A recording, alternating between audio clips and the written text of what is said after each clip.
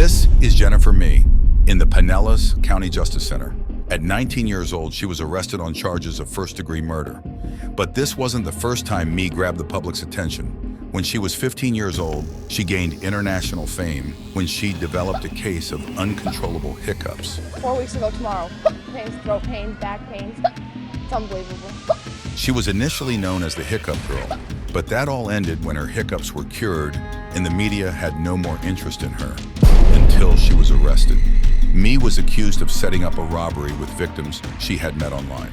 She had reportedly recruited Lamont Newton, her boyfriend at the time, and another friend, Laren Rayford, to help rob victims. Mee met up with a 22-year-old man she encountered online. She lured the man to a vacant home, and her two friends robbed and shot the man, which killed him. They got $50 for the robbery and murder. Mee, Rayford, and Newton all lived together and were arrested within hours of the crime. When Mee had first got arrested, she was in jail, and she had a phone call with her mother where she admitted to her involvement, and the conversation ended up being recorded. This call may be recorded or monitored. I have a free call from Jennifer Mee. an inmate at Pinellas County Jail. I got charged for murder in the first degree. Charged for murder in the first degree. Yes, sir. What charges included you kill? I didn't do nothing. I was just there at the wrong time, at the wrong place. Hello? Hi, Mama. Hello, Jennifer. What's going on? I'm in jail. Why are you in jail? From, murder in the first degree. Who'd you kill? I ain't killed nobody. Because I set everything up. It all went wrong, Mama. The jury returned a guilty verdict, and Mee was found guilty of first-degree murder. We, the jury, find the defendant is guilty of murder in the first degree as charged. And now the judge will hand down the sentence. The jury having found you guilty of murder in the first degree, Miss Mee, I will adjudicate you guilty and sentence you to life in prison without parole. I'm ordering the 550 standard fines and court costs. You have 30 days to appeal. Okay? Her co-defendants, Rayford and Newton, were also convicted of first-degree felony murder and were sentenced to life in prison. This is Martis Fuller. He is on trial in Kenosha County, Wisconsin. He's accused of killing his ex-girlfriend and attempting to kill her mother. Reportedly, 15-year-old Martis Fuller broke into his ex-girlfriend's house armed with a handgun. When his ex-girlfriend was listening to music in her bedroom, she was shot and killed. After hearing gunshots, the mother emerged from her bedroom and came face-to-face with the shooter, and she was shot twice.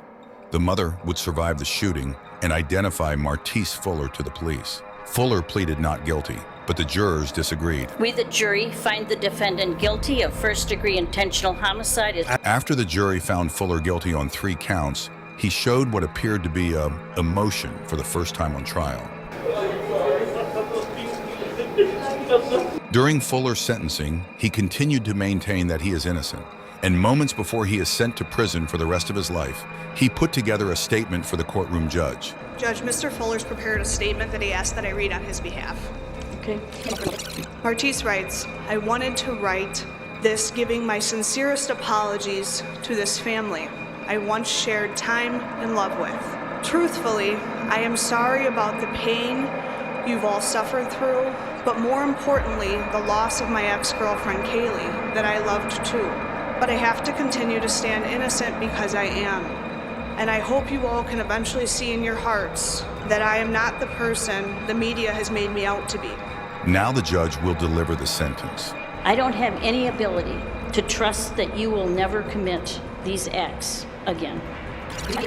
So in the interest of protecting the public, acknowledging the seriousness of these acts, the court orders that on count 1, you are sentenced to life in prison without eligibility for extended supervision. As Fuller's being sentenced to spend the rest of his life behind bars, it appears he's completely unfazed. Fuller had no visible reaction, walking out of court, heading to prison for the rest of his life.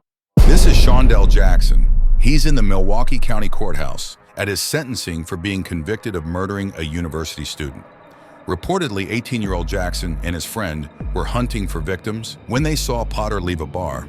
Nathan Potter, the 21-year-old victim, was a college student at the University of Wisconsin-Milwaukee. They stalked him, accosted him, and demanded money. When Jackson learned that Potter didn't have any cash, Jackson shot him, which killed him. Officials said Jackson fled to Mississippi the day after Potter's murder.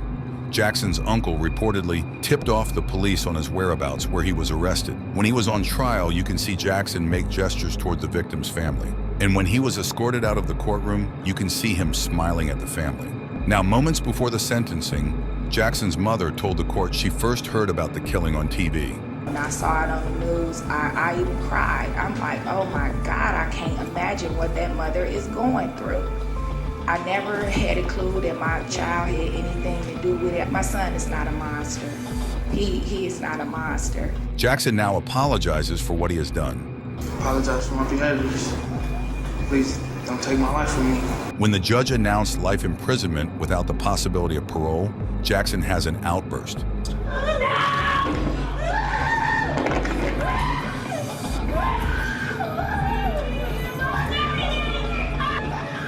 As the deputies restrain Jackson, you can hear one of Jackson's family members scream to the victim's family. When Jackson is serving life in prison without parole, his friend pleaded guilty to acting as a lookout and was sentenced to 12 years in prison. This is Dylan Shoemaker in a Buffalo, New York courthouse. He's at his sentencing after being convicted of second-degree murder. At age 16, Shoemaker was babysitting his girlfriend's child when she went to work that evening. He was inside a Springville home that he shared with his parents. Later that evening, Shoemaker beat the 23-month-old child, and a result of his injuries, that young child died. Dylan Shoemaker would later be arrested and charged with the murder of the toddler, along with child abuse charges. Shoemaker was reportedly trying to get the child to stop crying, and he never wanted to hurt the child or for him to die. But the jurors didn't buy it, and Shoemaker was convicted of second-degree murder.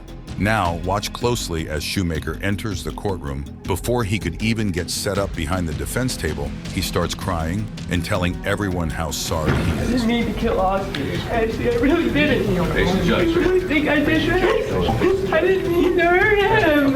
When Shoemaker was awaiting his trial, he had a phone call with his mother, and the conversation ended up being recorded. Now listen to the judge on what Shoemaker said to his mother. In a phone call to your mother from the holding center, you stated, and I got a quote from the court reporter, I am a 16-year-old blonde. Probably all I have to do is cry in front of the jury, and they're going to feel sorry for me. I can't take back what was done. I wish I could. I would give my life for Austin. Shoemaker was later sentenced to the maximum punishment. That you be sentenced to an indeterminate term of imprisonment, which will have a maximum of life. The court hereby imposes a minimum sentence of 25 years. But that sentence was later modified to 18 years to life. This is Brandon Spencer in Los Angeles County Superior Court. He was charged with 4 counts of attempted murder. I'm sorry for what happened, Your Honor, but he's life in prison.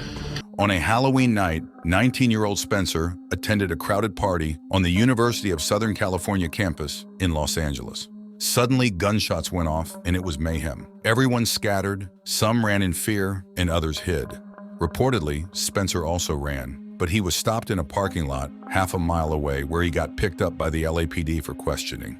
A couple days later, he was charged with 4 counts of attempted murder. 4 people were injured, but fortunately, no one died. That if you are so intent on killing someone that you're willing to shoot them and at the same time open fire into a crowd. Prosecutors argued during the trial the shooting was a result of a feud between Spencer and a rival gang member, and that he was a documented, well-known gang member himself. I'm not a bad person, but I made mistakes. I'm not just some gangbanger that you tried to portray me as. Spencer maintained his innocence throughout the trial, but the jury didn't agree. Nearly 50 family members and friends packed the courtroom. As the judge read the sentence, sheriff deputies had to restrain Spencer as he banged his head on the defense table.